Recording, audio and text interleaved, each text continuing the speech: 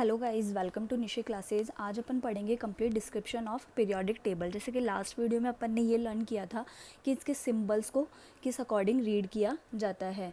जैसे कि अपन ने देखा कि किस अकॉर्डिंग कौन सा एलिमेंट किस साइड में अरेंज है और इनको लर्न कैसे करें। तो आज अपन देखेंगे कि इनका डिस्क्रिप्शन, कि इनको किस अकॉर्डिंग कैसे डिवाइड किया गया है, कि किसे मेटलॉइड बोला गया है, किसे मेटल्स बोला गया है, किसे नॉन मेटल्स बोला गया है। तो और इनका solid form, liquid form and gases form. ठीक है, तो लेट्स स्टार्ट। तो सामने आपको जस्ट पीरियोडिक टेबल दिखाई दे रही होगी। उसके अंदर अपन देख रहे हैं कि लेफ़्ट टू राइट जब अपन मूव कर रहे हैं, लेफ़्ट टू राइट जब मूव करते हैं तो उसके अंदर 1 to 18 आपको कॉलम्स नज़र आ रहे हैं। तो 1 to 18 जो कॉलम है इसको अपन जनरली यहाँ पे ग्रुप्स के अंदर डिवाइड किए हैं। और उसके बाद में आप देख रहे हैं टॉप टू बॉटम की ओर, तो 1 to 7 जो अपने पास हैं रॉज प्रेजेंट है। तो जो ये रॉज हैं इसे यहाँ पे पीरियड्स के फॉर्म में शो किया गया है। तो अपन इन्हीं दो वर्ड्स के अकॉर्डिंग पीरियोडिक टेबल्स को लर्न करते हैं और इनके सिंबल्स के अकॉर्डिंग इन्हें लर्न करते हैं। तो देखते हैं कि इसका क्लासिफिकेशन वे में इन्हें 4 ब्लॉक्स में डिवाइड किया गया है। तो सबसे फर्स्ट ब्लॉक अपन देखते हैं जो कि है अपने सामने एस ब्लॉक, जो कि अपने लेफ्ट हैंड साइड की ओर प्रेजेंट होता है। इसके अंदर 2 ग्रुप्स प्रेजेंट होते हैं, first A group and second A group, जिन्हें जनरली क्या कहा गया है देखते हैं।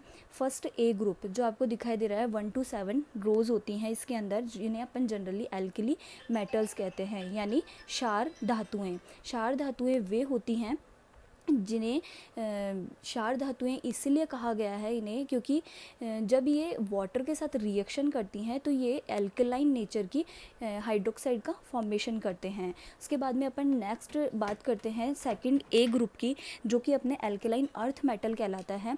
इसके अंदर आपको 2 कलर्स के अंदर नज़र आ रहे होंगे। जो सबसे पहला है अपने Be एंड Mg, यानी बेरियम एंड मैग्नीशियम। तो उसके अंदर अपन देख रहे हैं कि ये 2 डिफरेंट कलर में है, क्योंकि अपने जो एल्कलाइन अर्थ मेटल्स हैं जो हैं अपने Ca, Sr, Ba and Ra, जितना ये एल्कलाइन अर्थ मेटल्स की तरह बिहेव करती हैं उतना अपने Be and Mg alkaline earth metals की तरह कम बिहेव करते हैं। और अपन कंप्लीट एस ब्लॉक के एलिमेंट्स की बात करें तो इन्हें जो है जनरली अपन नाइफ़ की सहायता से कट कर सकते हैं। ठीक है, यानी ये बहुत सॉफ्ट फॉर्म में होती हैं लेकिन होती मेटल्स हैं।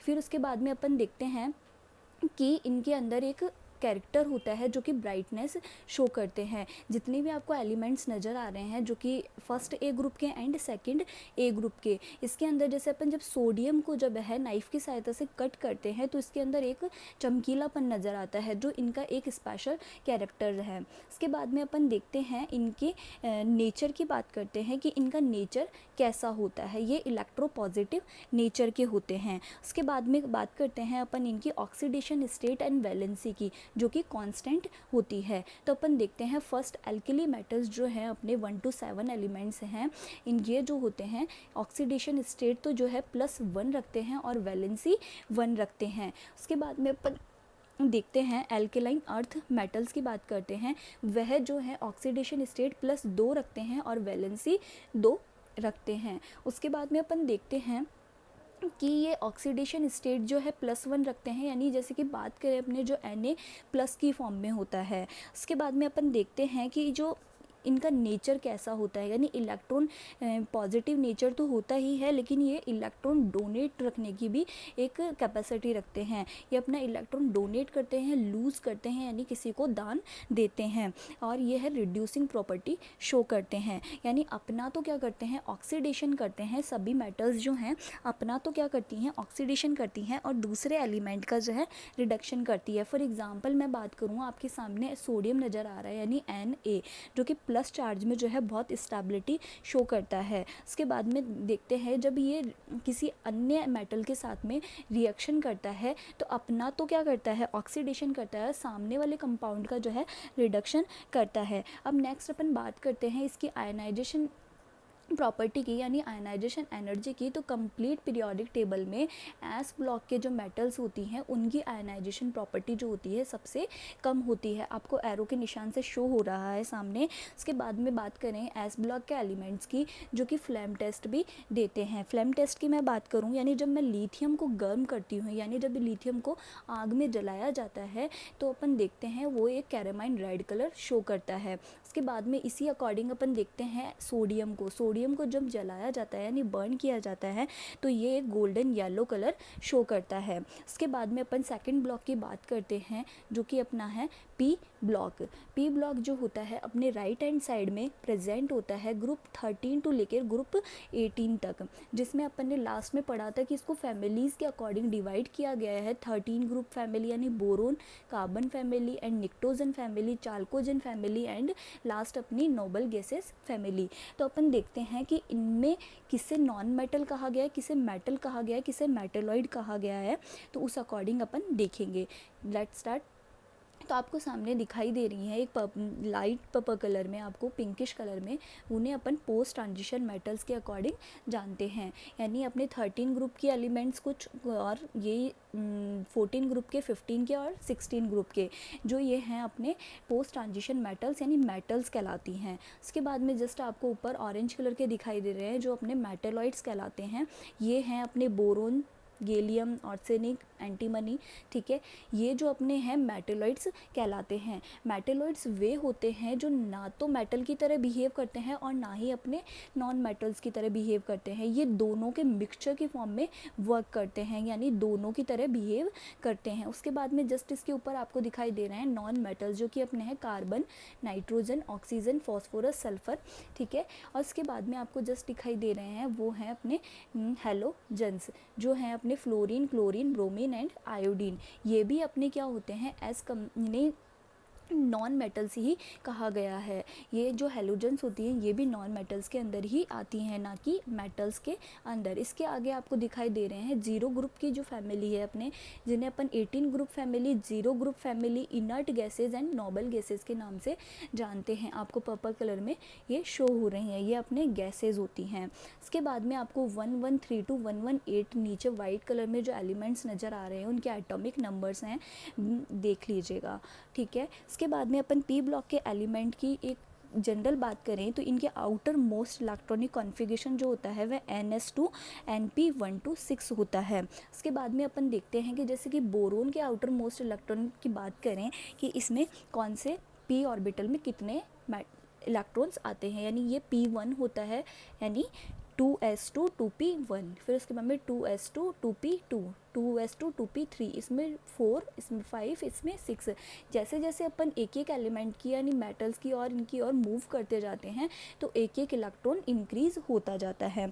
सी अकॉर्डिंग अपन इनके नेचर की बात करें जो इनका नेचर जो होता है पी ब्लॉक के एलिमेंट्स का वो ऑक्सीडेशन नेचर रखते हैं। और पी ब्लॉक के जो एलिमेंट्स होते हैं जनरली जो है कोवलेंट कंपाउंड का फॉर्मेशन करते हैं। और इनकी सभी की बात करें ये इलेक्ट्रॉन एक्सेप्ट करते हैं यानी अपना तो रिडक्शन करते हैं और सामने वाला जो एलिमेंट जिससे ये रिएक्शन करते हैं उसका ऑक्सीडेशन करते हैं। अपना तो रिडक्शन कर रहे हैं और सामने वाले का जो है ऑक्सीडेशन करते हैं। उसके बाद में इनकी अपन एक बात करें जनरली कि जो पी ब्लॉक के एलिमेंट्स होते हैं उनके जो ऑक्साइड्स होते हैं यानी जो पी ब्लॉक के एलिमेंट्स आपको नज़र आ रहे हैं इनके जो ऑक्साइड्स होते हैं उनका जो नेचर होता है वह एसिडिक नेचर होता है। फिर इंपॉर्टेंट बात करें इंपॉर्टेंट एलिमेंट की पी ब्लॉक के अंदर जो कि अपने फर्स्ट नंबर पे है हीलियम, जो कि अपने इनर्ट गैसेस से आता है। हीलियम की मैं बात करूँ तो ये highest value of ionisation energy की रखता है, highest value of ionisation energy रखता है। उसी अकॉर्डिंग अपन नॉन मेटल से कार्बन की बात करें तो कार्बन जो अपना है जितनी भी आपको नॉन मेटल्स नज़र आ रही हैं उसमें सबसे ज़्यादा मेल्टिंग पॉइंट रखता है। उसी अकॉर्डिंग मैं यदि Cl यानी अपने क्लोरीन की बात करूँ तो यह highest value of electron affinity रखता है। उसके बाद में अपन Br की बात करें जो आपको एक डिफरेंट फॉन्ट में नज़र आ रहा है जो कि अपने मरून फॉन्ट में है, ये एक लिक्विड नॉन मेटल है। उसके बाद में अपन देख रहे हैं Ga यानी गैलियम। गैलियम अपना जो है एक लिक्विड मेटल है जो कि यूज़ होता है हाई टेम्परेचर थर्मामीटर पे। उसके बाद में अपन नेक्स्ट बात करते हैं जितनी भी अपने सामने आपको इनर्ट गैसेस नज़र आ रही हैं, helium, neon, organ, krypton, xenon and radon, इसमें से सभी में से जो ऑर्गन है वो एक सबसे ज़्यादा पाई जाने वाली इनर्ट गैस है यानी एटमॉस्फेयर में जो है सबसे ज़्यादा पाई जाती है जो कि 1% होती है। इसके बाद में अपन बात करते हैं एल्यूमिनियम की। एल्यूमिनियम जो है एक सबसे ज़्यादा अबंडेंट मेटल है अर्थ क्रस्ट में। उसके बाद में अपन बात करते हैं डी ब्लॉक एलिमेंट्स की जो कि अपने मिड में प्रेजेंट होता है, यानी बात करें S block and P block के मिड में प्रेजेंट होता है, यानी एस ब्लॉक अपने यहाँ लेफ्ट हैंड साइड में एंड पी ब्लॉक अपने जो है राइट हैंड साइड में एंड मिड में अपने जो है डी ब्लॉक प्रेजेंट होता है। डी ब्लॉक के आउटर मोस्ट इलेक्ट्रॉनिक कॉन्फ़िगरेशन की मैं बात करूं जो कि होता है n-1 D1 to 10 ns2 होता है। डी ब्लॉक के एलिमेंट्स ऐसे होते हैं जिन्हें अपन इजीली कट नहीं कर सकते हैं, ये बहुत ही सॉलिड फॉर्म में यानी स्ट्रॉन्ग फॉर्म में होते हैं। जैसे कि आपको सामने नज़र आ रहे हैं डी ऑर्बिटल डी ब्लॉक के मेटल्स, जो कि अपन इनको जनरली ट्रांजिशन मेटल्स कहते हैं। ये आपको सभी एक ब्लैक कलर की फॉन्ट में नज़र आ रहे हैं, ये सभी जो है सॉलिड फॉर्म में होते हैं। ओनली Hg अपने जो कि मरकरी होता है उसे छोड़कर, मरकरी एक अपने लिक्विड फॉर्म में प्रेजेंट होता है, ठीक है। उसके बाद में अपन बात करते हैं इनकी ऑक्सीडेशन स्टेट की। इनकी ऑक्सीडेशन स्टेट की मैं बात करूं तो डी ब्लॉक के जो भी एलिमेंट्स होते हैं वो उनकी ऑक्सीडेशन जो होती है वेरिएबल होती है, यानी वेरिएबल की मैं बात करूं तो इनमें एक ग्राफ प्रेजेंट होता है, यानी ये पहले नॉर्मल होती हैं, फिर इंक्रीज़ होती हैं, फिर डिक्रीज़ होती हैं, फिर नॉर्मल चलती हैं। उसके बाद मैं बात करूं कि जो डी ब्लॉक के एलिमेंट्स यानी जो ट्रांजिशन मेटल्स जो होती हैं वो कॉम्प्लेक्स का फॉर्मेशन करती हैं। उसके बाद में अपन देखते हैं कि पूरी कंप्लीट पीरियोडिक टेबल में रुथेनियम एंड ऑस्मियम जो है उसकी सबसे ज़्यादा, रुथेनियम अपने और एक ऑस्मियम, इनकी जो है सबसे ज़्यादा ऑक्सीडेशन स्टेट होती है जो कि +8 होती है कंप्लीट पीरियोडिक टेबल में। उसके बाद में अपन बात करते हैं अपने टंगस्टन यानी डब्ल्यू की, जो कि सबसे ज़्यादा मेल्टिंग पॉइंट रखता है कंप्लीट पीरियोडिक टेबल में। उसके बाद में बात करते हैं अपने इरिडियम की, IR। इरिडियम जो होता है सबसे ज़्यादा